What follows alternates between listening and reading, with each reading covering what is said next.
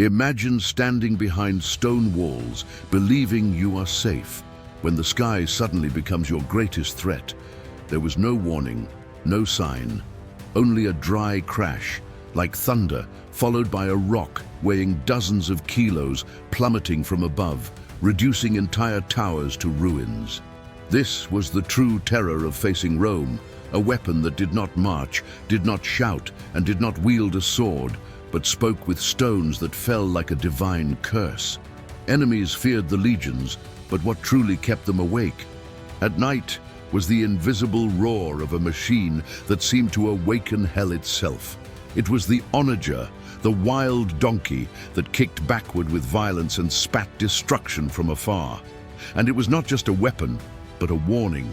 Resisting Rome meant defying the inevitability of collapse. But how did this beast of wood and iron work? If this scene already made you imagine the dread of Rome's enemies, then you understand why this story must be told. Reward this effort by leaving your like right now. It helps our channel continue bringing revelations almost no one knows. And if you love diving into the secrets and battles that shaped history, subscribe and activate the bell. Together, we'll keep alive Rome's hidden legacy, detail by detail, stone by stone. For centuries, Rome besieged cities using battering rams, mobile towers, and wooden ramps. They were effective strategies, but slow, bloody, and costly, forcing soldiers to face walls up close under relentless rain of arrows and stones. But the Romans learned quickly, courage and discipline were not enough. The enemy had to be terrified even before they touched the walls. That is how the Onager was born, Rome's brutal answer to the strongest fortresses. Its purpose was not only to shatter gates or open breaches, but to turn the skies themselves into accomplices of destruction. Suddenly, fighting behind walls was no longer an advantage. It became a deadly prison. And with each shot, Rome made it clear, no matter how thick the stones were, they would always crumble before Roman engineering. But what made this machine different from anything that had existed before? While the ballista used two arms to hurl its projectiles in a straight line, the Onager had a single vertical arm, pulled to its limit by ropes made of animal sinew. This design choice was no aesthetic detail, but a revolution. When released, the arm snapped upward with such violence that the entire machine seemed to leap back like an untamed beast.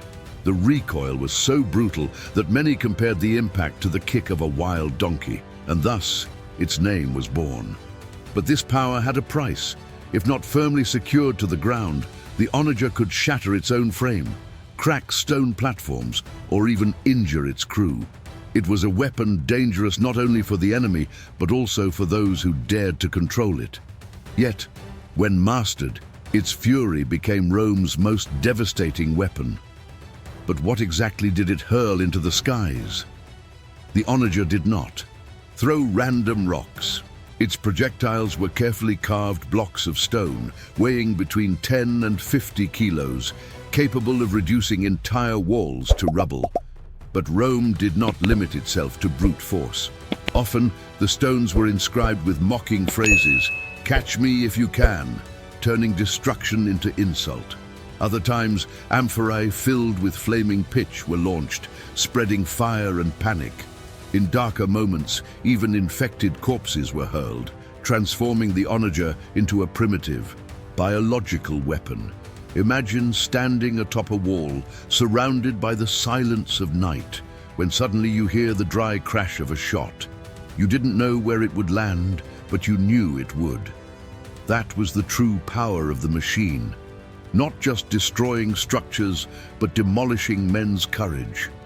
And behind it lay frighteningly advanced engineering.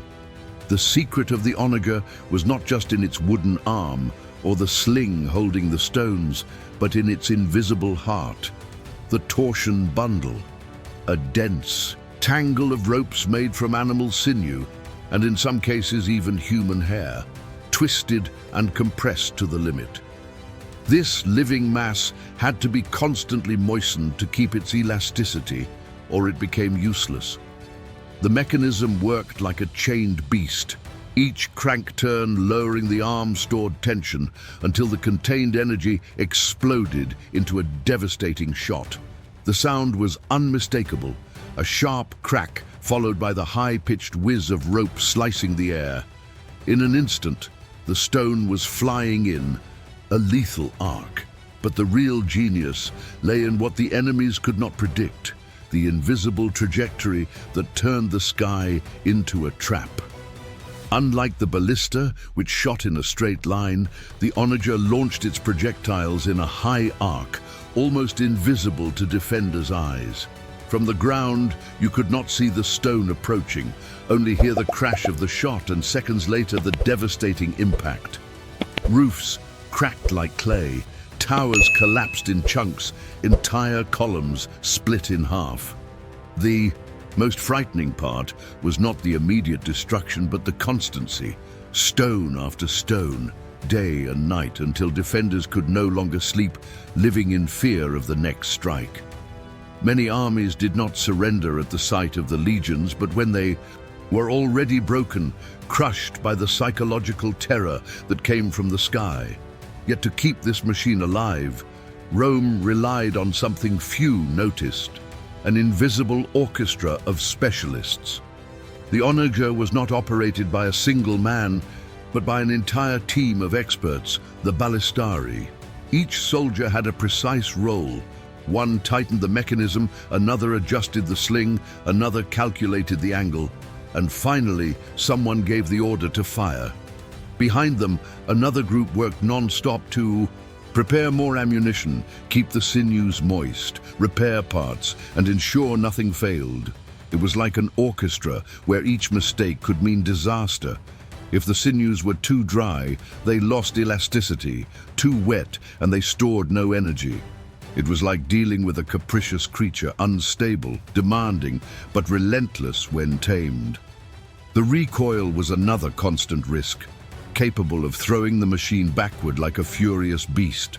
To control it, the Romans developed ingenious techniques. But how did they tame this wild donkey that kicked even the ground?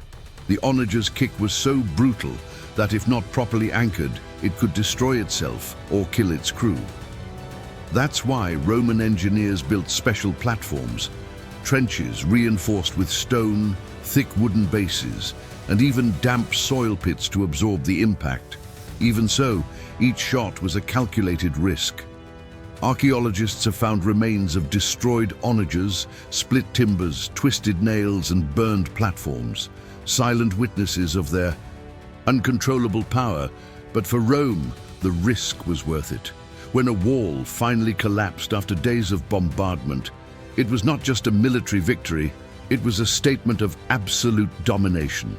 The Onager did not argue, did not hesitate. It simply imposed the empire's will. But do we have clear accounts of how this machine was used in real battles? The historian Ammianus Marcellinus left one of the most striking accounts of the Onager during the siege of Amida in 359 AD.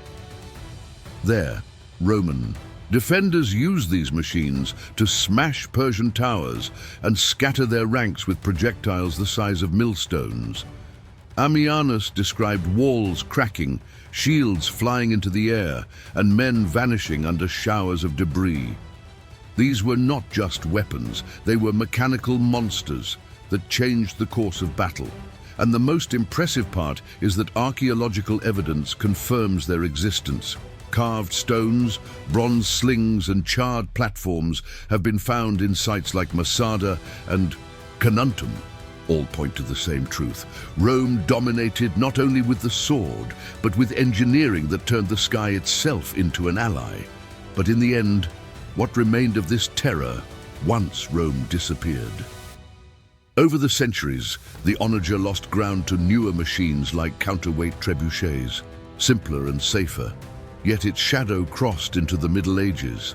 Many chroniclers confused it with mangans or mangonels, and even Leonardo da Vinci studied torsion principles inherited from Vitruvius.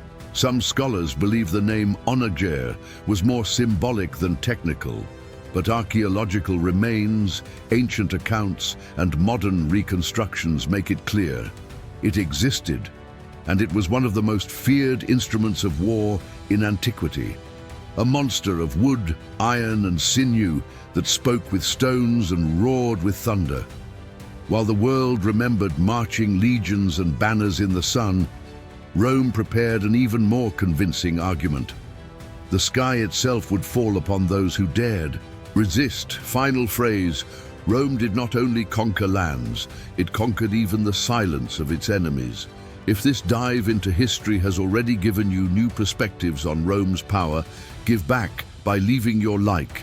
It's simple for you, but it completely transforms the reach of our work.